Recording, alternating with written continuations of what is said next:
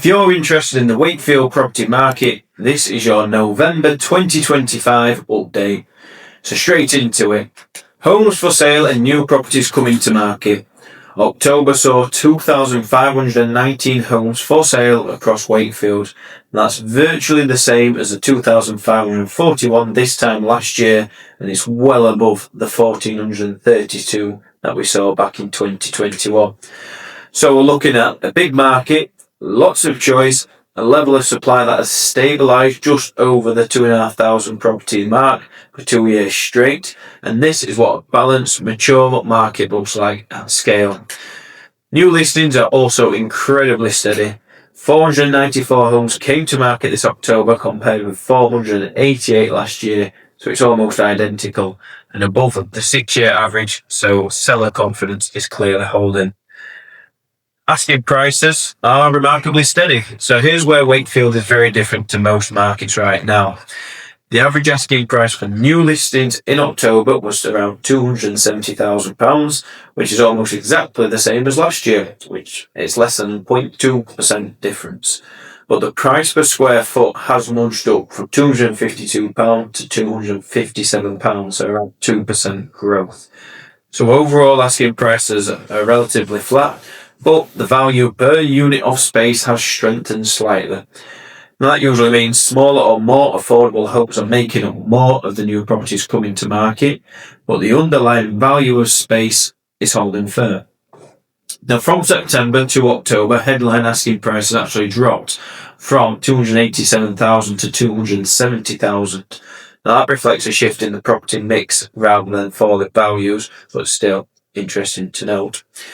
Sales agreed. Now there is some strong momentum actually happening. So October delivered 409 sales agreed, up from the 381 last year, and it's way above the 6-year average. Now Wakefield is one of Yorkshire's busiest market by volume. Now the interesting bit, the sales agreed averaged around £236,000, working out at about £242 per square foot. Now that's around 13% below the new listing asking prices, which tells us buyers are negotiating, or the homes are actually selling smaller or more affordable, or in reality probably just a mix of both.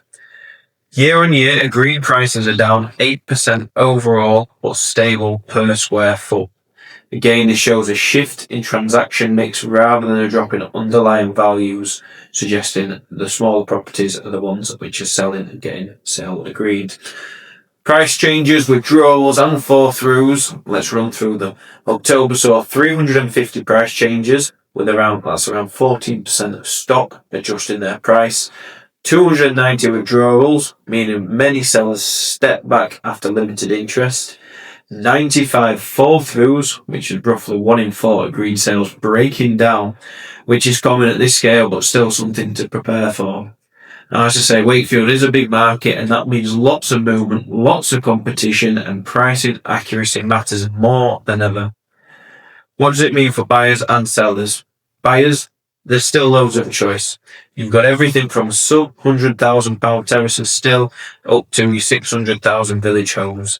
Now, research per square foot values, be ready to move fast on good homes.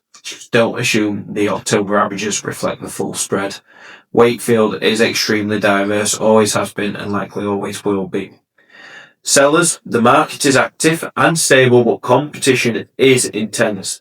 Over 2,500 homes on the market means presentation, accuracy and marketing quality matter. The 13% gap between asking and agreed shows buyers are price sensitive, so price to attract, don't repel your buyers. Now to wrap things up, Wakefield's October 2025 market is a story of scale, stability and strong activity. Neither is not boom nor decline. So it's just a big, busy, resilient market moving steadily.